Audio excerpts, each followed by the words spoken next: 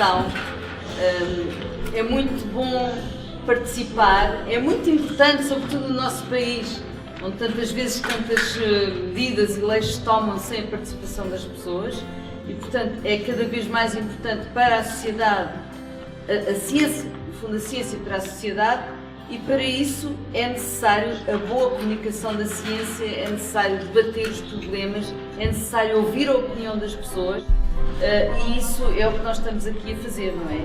O projeto Concise é isso que faz para estas matérias que vamos hoje ter aqui.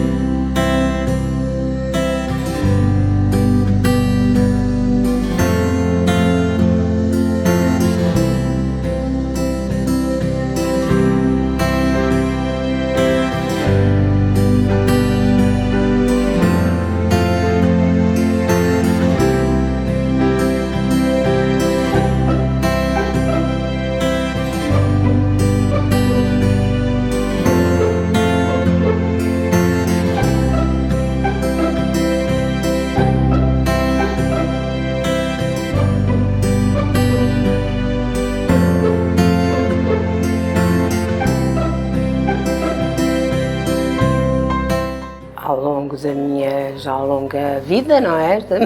Já vou sabendo disso por várias fontes, desde jornais, meios televisivos, mais modernamente pela internet, convívio com outras pessoas que são mais informadas, mais esclarecidas do que eu, vamos falando, vamos discutindo os assuntos, é assim, sobretudo.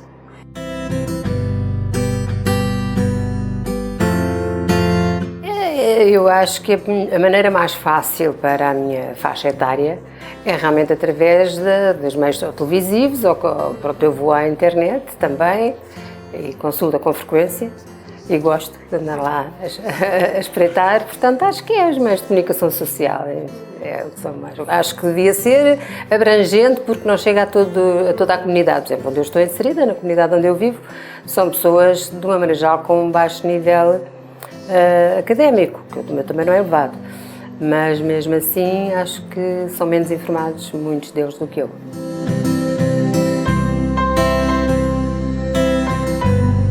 Quer como ser humano, quer como pai, obviamente que é um tema que importa, mas não é do dia a dia, não é aquela informação necessária. Por outro lado, como sigo dentro do possível as recomendações e as autoridades públicas nessa matéria, de certa forma estou um bocadinho mais receptivo e expectante e não procuro informação, até porque não tenho um espírito muito crítico e não questiono muitas decisões que são tomadas nessa matéria.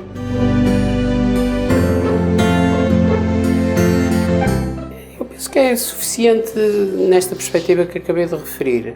Em todo caso, sinto que, se calhar por causa do desenvolvimento científico e de algumas alterações, por vezes a mudança de prática leva a alguma incerteza e alguma dúvida que uma pessoa coloca em relação à informação que vai recebendo.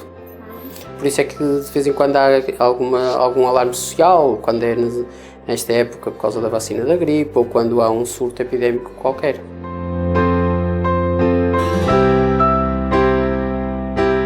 Interessa-me no geral, porque é um assunto que as pessoas normalmente, quando ouvem a palavra geneticamente modificado, ficam automaticamente assustadas e de pé atrás. Mas se nós formos a ver bem as coisas, praticamente todas as plantas, todos os animais foram selecionados e vão sendo alterados geneticamente ao longo do tempo. Ou seja, é praticamente impossível as pessoas, neste momento, consumirem ou ter alguma capacidade de evitar produtos que não tenham sido geneticamente modificados.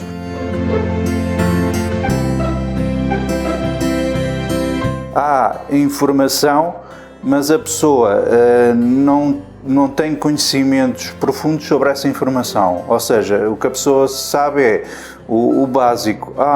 Quando aparece uma notícia, olha, criaram uma maçã que tem um sabor a morango, aí as pessoas ficam interessadas e vão à procura de saber o que é que aconteceu, mas depois não aprofundam o que é que levou até chegar ali. Modificaram geneticamente, portanto, foi a ovelha Dolly e toda a gente falava no assunto, mas depois a seguir as pessoas não têm interesse ou não têm capacidade de procurar mais informação sobre o que é que está a acontecer nesse campo.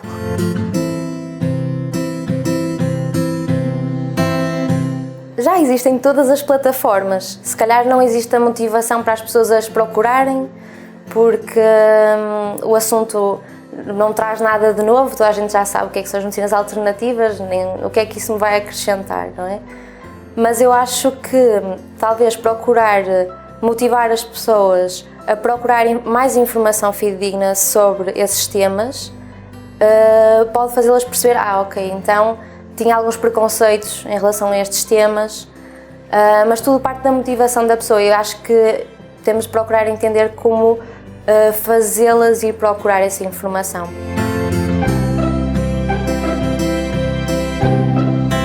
E a mim acaba por surgir muito no scroll do meu feed, tanto no Facebook, no Instagram, todas as redes sociais, uma notícia aqui ou ali que me chama a atenção e eu se calhar vou investigar mais sobre esse assunto. Por isso eu acho que isso é uma medida super eficaz de às vezes aumentar a motivação para as pessoas procurarem esse tema e essas notícias.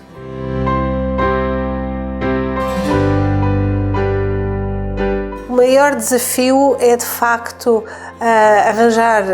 convidar 100 cidadãos a virem participar, a perderem um dia inteiro das suas vidas para virem colaborar com um projeto de investigação, é garantir que eles realmente apareçam, como todos. Como aconteceu, acho que em todos os países nós tivemos desistências, algumas desistências mesmo em cima da hora e, portanto, com muita dificuldade conseguimos cumprir estas 100. E a segunda maior dificuldade tem a ver com a logística de organizar uma consulta em que temos 100 participantes, 12 moderadores, 12 observadores, em que se discutem 4 tópicos, em que há atividades diferentes para fazer para cada tópico e são as duas principais dificuldades destas consultas.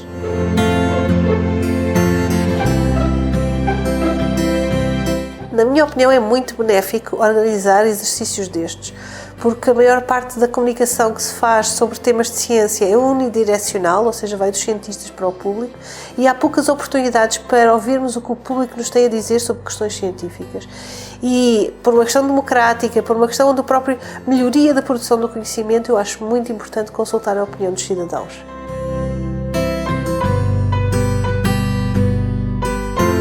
Estou muito contente e satisfeita sobre o andamento da consulta. Acho que as pessoas estão satisfeitas, os moderadores estão satisfeitos, se bem que a esta altura já um bocadinho cansados, porque começámos agora a 4ª discussão. Acho que até agora não temos tido problemas de maior e aquilo que apareceu conseguimos resolver. E, portanto, acho que se pode dizer que foi um sucesso e que vai ser muito interessante analisar os resultados.